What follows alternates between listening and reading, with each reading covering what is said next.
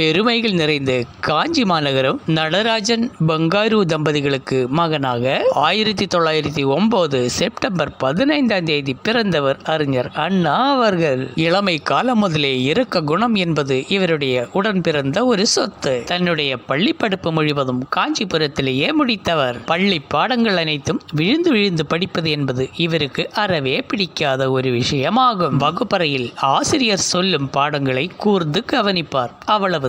ஆனால் தேர்வு என்று வரும்பொழுது அதிக மதிப்பெண்கள் எடுத்து வகுப்பில் முதல் மாணவனாக அனைவரையும் ஆச்சரியப்படுத்துவார். பள்ளி காலங்கள் முடிந்து கல்லூரி படிப்பிற்காக சென்னை பச்சையப்பா கல்லூரியை தேர்ந்தெடுத்தார். ஆடம்பரம் என்பதில் அக்கறை இல்லாதவர். பாட புத்தகங்களை புரட்டுவதை விட பல அறிஞர்களின் புத்தகங்களை புரட்டி படிப்பது என்பது இவருக்கு ஒரு வழக்கமாக இருந்து வந்தது. பாராட்டுக்கும் புகழுக்கும் ஒருபோதும் மயங்காதது என்பது இவருடைய குணாதிசயங்களில் இன்னொரு சிறப்பு அம்சமாகும். 1935ஆம் ஆண்டு BA தேர்வு எழுதி முடித்துக் கொண்டிருந்த காலம். வாலிபர் மாநாடு என்று ஒன்று திருப்பூரில் நடந்து கொண்டிருந்தது. அந்த மாநாட்டிற்கு தலைமை தாங்கிய தந்தை பெரியாரின் சீர்திருத்தம் நிறைந்த தெளிவான பேச்சை கேட்டார் அறிஞர் அண்ணா அவர்கள். அப்போது சென்னையில் சுயமரியாதை இளைஞர் மன்றத்தின் தொடர்பில் இருந்த அண்ணா அவர்களுக்கு தந்தை பெரியார் அவர்களின் பேச்சை கேட்டதும் அரசியல் ஆர்வம் என்பது மனதில் மனம் வீச தொடங்கியது. தந்தை பெரியார் அவர்களின் பேச்சில் மயங்கிய அண்ணா அவர்கள் அன்றே பெரியாரை தனியாக சந்தித்து தன்னை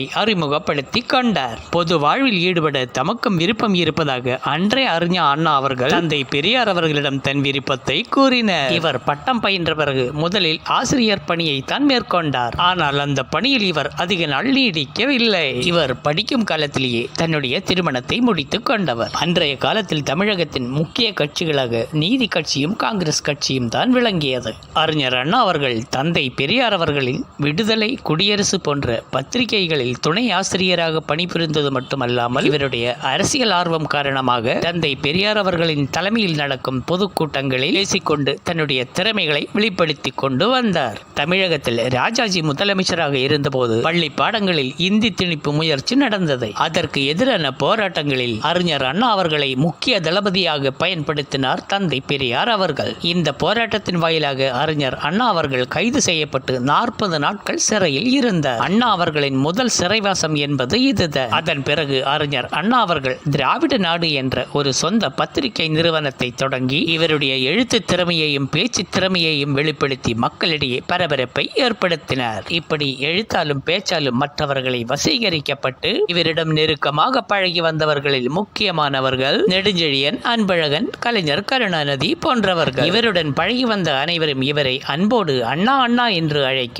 இவருடைய அண்ணாதுரை என்ற பெயரை காலப்போக்கில் அண்ணாவாக சுருங்கியதை. அதன் பிறகு இவர்களுடைய கட்சியின் பொதுக்கூட்டம் ஒன்று சேலத்தில் நடந்தது. அப்பொழுது இந்தியா சுதந்திரம் அடைந்திருந்த சமயம். அந்த பொதுக்கூட்டத்தில் பேசிய தந்தை பெரியார் அவர்கள் நம் நாட்டுக்கு சுதந்திரம் கிடைத்தது ஒரு துக்க நாள் என்று அறிவிக்க வேண்டும் என்றும் இதன் வாயிலாக நம் கட்சி உறுப்பினர்கள் யாவும் கருப்பு சட்டை அணிந்து வர வேண்டும் என்றும் மனதில் தோன்றிய கருத்தை வெளிப்படையாக அறிவித்த காரணத்தினால் இந்த கருத்தை ஏற்க மறுத்த அறிஞர் அண்ணா அவர்கள் மனதளவில் மிகவும் வேதனைப்பட்டார். இப்படி இந்த இடத்தில் இருந்து கொள்கை மோதல்கள் ஆரம்பித்ததால் பெரியார் அவர்களுக்கும் அறிஞர் அண்ணா அவர்களுக்கும் ஒரு மனக்கசப்பு ஏற்பட்டு விட்டது என்றே சொல்லலாம். அதன் பிறகு ஓமந்தூர் ராமசாமி ரெட்டியார் அவர்களின் ஆட்சி காலத்தில் இந்தி மொழியை கட்டாய பாடமாக்கி கொண்டு பள்ளி பாடங்களில் திணித்தார். அதற்கான போராட்டங்களிலும் இருவருக்கும் மனக்கசப்பு இருந்தாலும் இந்த இந்தி எதிர்ப்பு போராட்டத்தில் மட்டும் இருவரும் ஒன்றே போராடினார்கள். இருந்தாலும் நிறைய விஷயங்களில் ஒருவருக்கு ஒருவர் ஒத்துப்போகவில்லை என்றுதான் சொல்ல வேண்டும். இப்படி நீதி கட்சியின் மறு பெயராக உருவெடுத்த திராவிட கழகம் இரண்டாக பிளவுபட்டது.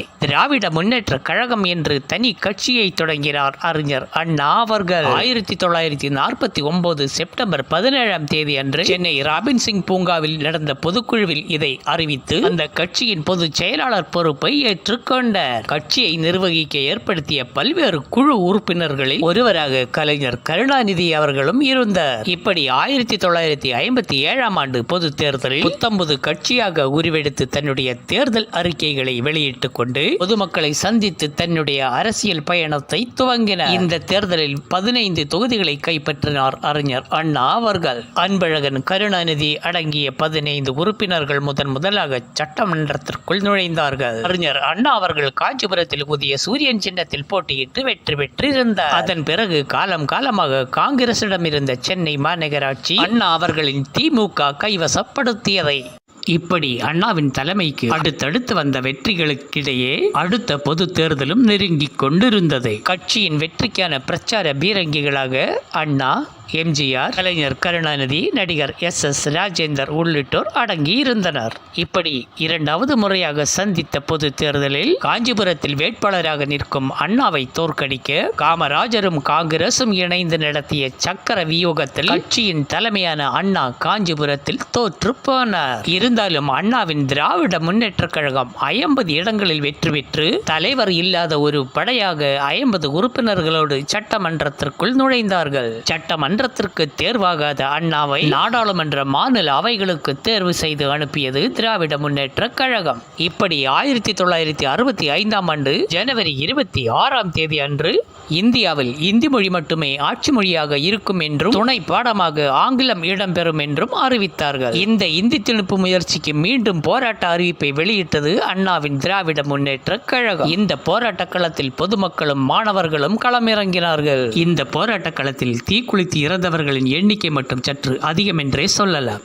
இப்படி காவல்துறையினரால் தாக்கப்பட்டு இறந்தவர்களின் எண்ணிக்கையும் விஷம் குடித்து இறந்தவர்களின் எண்ணிக்கையும் இந்த இந்தி எதிர்ப்பு போராட்டத்தில் நடந்த மிகப்பெரிய சோக வரலாறுகளாகும். இந்த போராட்டத்தின் முன்னெச்சரிக்கை நடவடிக்கை என்ற பெயரில் அறிஞர் அண்ணாவை கைது செய்து சிறையில் தள்ளினார்கள். இந்த போராட்டத்தில் மாணவர்கள் மீது துப்பாக்கி சூடு நடத்தி வேடிக்கை பார்த்தது மத்திய அரசு.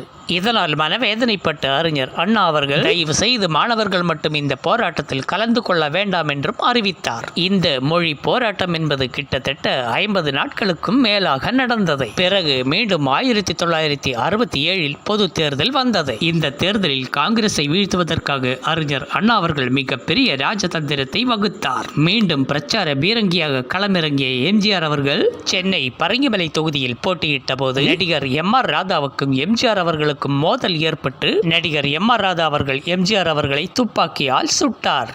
இந்த சம்பவம் தமிழகத்தை அதிர வைத்தது மட்டுமல்லாமல் நடிகர் எம்ஜிஆர் அவர்கள் மீது ஒரு பெரிய அனுதாப அலைகளை வீசியது. இப்படி பல கூட்டணி கட்சிகளுடன் காங்கிரசுடன் மோதிய அண்ணாவின் திராவிட முன்னேற்ற கழகம் அந்த தேர்தலில் வெற்றி பெற்று ஆட்சியை பிடித்தது. 1967ஆம் ஆண்டு ஆட்சியில் அமர்ந்த திராவிட முன்னேற்ற கழகம் பல சோதனைகளை கடந்து சாதனை படைத்தது. தீராத உழைப்பினால் ஆட்சிக்கு வந்தது முதலிருந்தே அண்ணாவின் உடல்நிலையில் மிகவும் மோசமான பாதிப்புகள் கடந்து வந்தது என்றுதான் சொல்ல வேண்டும். இதனால் அவர் புற்றுநோயினால் அவஸ்தைப்பட்டு கொண்டு அடையார் புற்றுநோய் மருத்துவமனையில் சிகிச்சைக்காக அனுமதிக்கப்பட்டார். இருந்தாலும் சிகிச்சை பலனின்றி 1969ஆம் ஆண்டு பிப்ரவரி 2ஆம் தேதி மக்களை துயரத்தில் ஆழ்த்திக் கொண்டு உயிர் பிரிந்தார். கிடைத்த வெற்றியை மனதளவில் சந்தோஷப்பட்டு கொண்டாட முடியாமல் கண்ணீர் துளிகளோடு அவரை காலங்கள்